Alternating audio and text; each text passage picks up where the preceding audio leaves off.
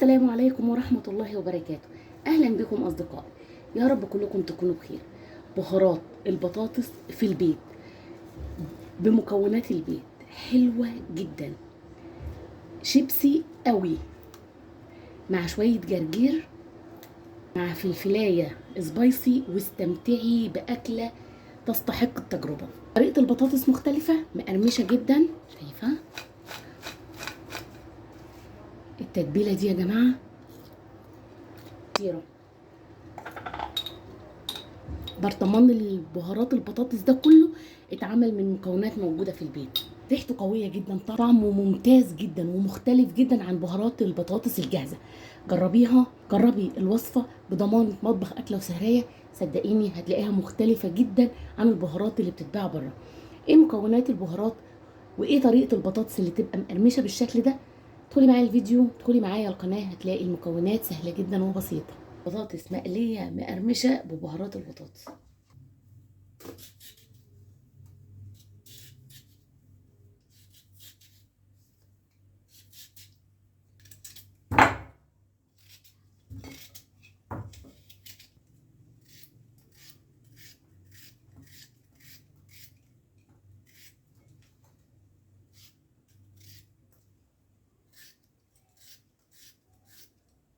بعد ما اتقطعت بالشكل ده هغسلها تحت الحنفية حوالي مرتين 3. مية على النار، هضيف عليها معلقة من الملح، نص معلقة من السكر. أول ما تبدأ تغلي هنزل بالبطاطس، هقلب البطاطس في قلب المية. ما تبدأ تغلي هعد لحد 5، وبعد ما اعد لحد 5 هشيلها من المية المغلية احطها في مية ساقعة.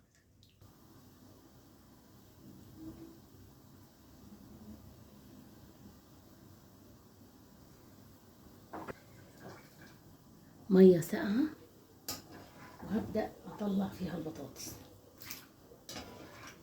مية ساقعة عشان اوقف عملية تسويتها. خليها تحت الحنفية مرتين 3 عشان تضمني ان هي بردت خالص.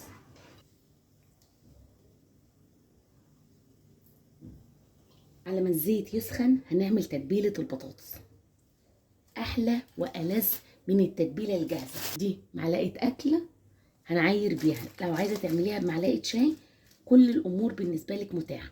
معلقة من المرقة الفورية، معلقة من البابريكا المدخنة، معلقة من البصل البودر، معلقة من الثوم البودر، نص معلقة من الجنزبيل، نص معلقة من الكاري، نص معلقة من الكركم، ربع معلقة من الفلفل السبايسي، ممكن تستغني عنه لو انت مش حابة الفلفل.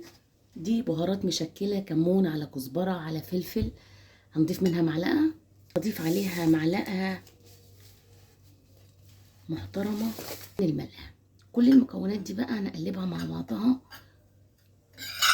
وبكده تكوني عملتي اجمد بهارات بطاطس تضيفيها على تتبيلة البطاطس، بتدي ريحة وطعم مش طبيعي. طبعا هحفظها في برطمان. طبعا لو مش متوافر مرقة الدجاج الفورية فضيفي مكعب من المرقة، لكن ما تستغنيش عن المرقة الفورية. هحفظه في برطمان هنا، اجمل ألذ اكتر من البهارات اللي بنجيبها جاهزة للبطاطس. دي ألذ منها واجمل منها وطعمها قوي جدا عنها. نجاح البطاطس ان هي تكون باردة جدا، يعني تبرديها تحت مية ساقعة.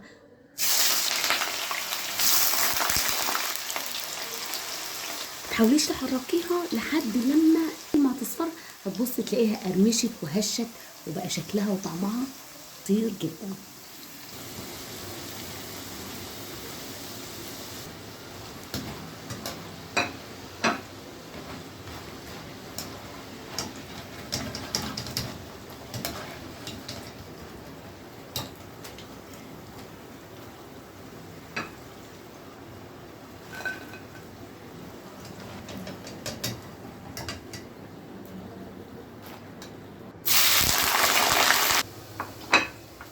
لازم تعملي البهارات دي في البيت. بهارات البطاطس دي ريحة فظيعة والله، احلى واجمل من اللي بتتباع بره، خطيرة.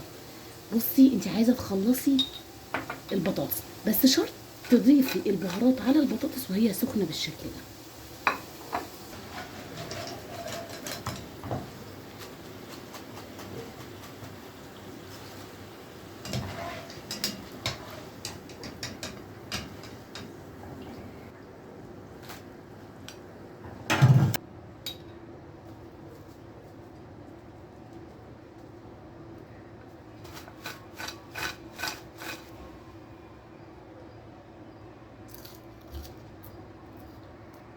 حلوه جدا ومقرمشه قوي، والبهارات والله يا جماعه اطعم من البهارات الجاهزه، ألذ من البهارات الجاهزه.